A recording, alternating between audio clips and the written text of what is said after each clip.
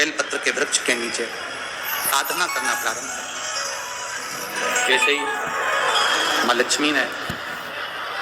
बेलपत्र के वृक्ष के नीचे साधना करना प्रारंभ करा तो देवाधिदेव महादेव कुछ ही समय में प्रदोष काल के समय पर लक्ष्मी जी के सामने शंकर भगवान प्रकट। शिव जी ने पूछा, लक्ष्मी तुम्हें क्या चाहिए? लक्ष्मी जी कहती हैं, मेरी ये अश्व की योनि, मुझे अश्वी बनना पड़ा, घोड़ी बनना पड़ा। इस अश्व की योनि से मैं मुक्त हूं, पर प्रभु इस अश्व की योनि से मुक्त तो हूं, पर मेरे प्रभु ने मुझे घोड़ी बनाया है, अश्व बनाया है। मैं चाहती हूं मेरे नारायण मुझे इसी घोड़ी की योनि में, अश्वी की योनि में प्राप्त कर। इस घोड़ी की योनि में, इस अश्वी की योनि में मेरे स्वामी, मेरे नारायण मुझे प्राप्त। ठीक है, भगवान भोलेनाथ जी ने कहा, आप चिंता ना करें। जिस प्रदोष काल में आप बेलपत्री के वृक्ष के नीचे आती हो, दुनिया का कितना भी दरिद्र व्यक्ति हो, चाहे दुनिया का कोई व्यक्ति ऐसा हो जिसका कभी व्यापार चलता ही नहीं हो, उसने 50 बार बदल के देख लिया, फैक्ट्री चली नहीं रही, जिस काम को करने के लिए जाते हैं वो काम टल जाता है, आज की जगह कल, कल की जगह परसों, परसों की जगह नरसों, काम होता ही नहीं। बेटा बेटी का संबंध करने जा रहे हैं पर हो ही नहीं रहा। कितना भी दरिद्र से दरिद्र व्यक्ति, कितना भी दीन से दीन व्यक्ति, एक नियम वो अगर अपनी जिंदगी में बना ले, प्रदोष काल में, प्रदोष के समय पर बेलपत्री के वृक्ष के नीचे एक बार जाकर नमन करना, और प्रदोष काल में शंकर भगवान के मंदिर में दिया लगाना। ये दो चीजें अगर वो 3 महीना भी लगातार कर ले तो उसके जीवन में कभी कोई समस्या आ ही नहीं सकती, कोई दुख आ ही नहीं सकता। एक नियम बना, जैसे जिस नारी को, जिस पुरुष को, जिस बच्चे को, जिस बड़े को चर्म रोग हो जाता है, चमड़ी सफेद पड़ने लगती है, जब चमड़ी सफेद पड़ने लगती है, चर्म रोग जैसा जब हो जाता है या चर्म रोग उसको घेरने लगता है, चमड़ी जब सफेद पड़ने लगे या चमड़ी काली पड़ने लगे, या चर्म रोग सोराइसिस जैसी बीमारी तक के लिए बेलपत्री के वृक्ष के नीचे की मिट्टी, बेलपत्री के वृक्ष के नीचे की मिट्टी, उसको जिस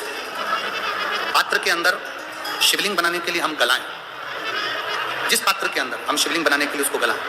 और शिवलिंग का निर्माण कर कर हम बेलपत्री के वृक्ष के नीचे उसका पूजन करें, उसका विसर्जन करें। और बेलपत्री के नीचे की जो मिट्टी है, जिस पात्र में गलाई जाती है, उस पात्र के पानी का स्नान, उस मिट्टी का थोड़ा सा भाग अपने शरीर पर लगाकर, जहां सफेद चमड़ी हो रही हो या श्वेत चमड़ी हो रही हो वहां लगाकर, और उसका स्नान करना यदि हम प्रारंभ करें। परंतु प्रदोष जैसे अपन शंकर भगवान के मंदिर जाते हैं, दर्शन करते हैं, पूजन करते हैं, उसी तरह बेलपत्री के वृक्ष के नीचे की मिट्टी को गलाकर हम शिवलिंग का निर्माण करते हैं। स्नान करना या शरीर पे लगाने के साथ में सबसे ज्यादा जरूरी है शंकर भगवान के उस शिवलिंग की पूजन करना, पार्थिव लिंग की पूजन करना। लगभग 2 शिवरात्रि निकलेगी महीने की, और बाबा जहां जहां से चमड़ी सफेद हो रही होगी वहां से धीरे धीरे बाबा अपने असली रंग को देना प्रारंभ कर देता है। इतना बेलपत्री के वृक्ष की पार्थिव लिंग निर्माण और पूजन की उस मिट्टी का इतना वर्णन हमारे शास्त्र करते हैं, इतना वर्णन।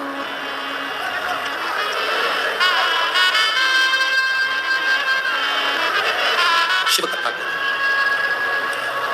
शिव महापुराण की कथा वर्णन कर रहे हैं। स्वयं भगवान देवादिदेव महादेव ने नारायण से जाकर प्रार्थना करी, स्वयं भगवान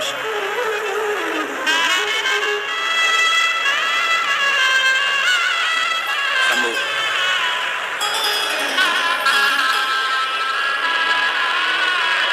स्वयं भगवान शंकर ने नारायण से जाकर प्रार्थना करी कि माता लक्ष्मी आपके लिए तब साधना कर रही हैं, आप उनको जाकर दर्शन दीजिए। भगवान नारायण शिव जी के कहने पर जाने लगे, भगवान शंकर के कहने पर भगवान नारायण जाने लगे, पर भगवान शिव जी ने भगवान नारायण को रोका, और भगवान शिव जी ने नारायण को रोककर कहा, प्रभु रुको, मेरा निवेदन केवल इतना सा है, जैसे माता लक्ष्मी घोड़ी बनकर, अश्वी बनकर पृथ्वी पर गई हैं, आप अश्व बनकर पृथ्वी पर जाकर लक्ष्मी को लेकर भगवान स्वयं नारायण अश्व बनकर पृथ्वी पर जाते हैं और लक्ष्मी जी को लेकर आते हैं। शिव महापुराण की कथा कहती है, भगवान शंकर का संवाद करता है, स्वयं नारायण और स्वयं माता लक्ष्मी बेलपत्री के वृक्ष के नीचे विराजमान शिवलिंग का पूजन करते हैं और बेलपत्र की परिक्रमा करते हैं। जैसे ही उन्होंने बेलपत्र की परिक्रमा करी, शंकर भगवान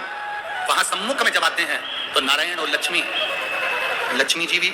अश्व की योनि से छूट जाती हैं और नारायण भी अश्व योनि को त्याग कर नारायण लक्ष्मी बनकर वैकुंठ का निवास करने लगते हैं। स्वयं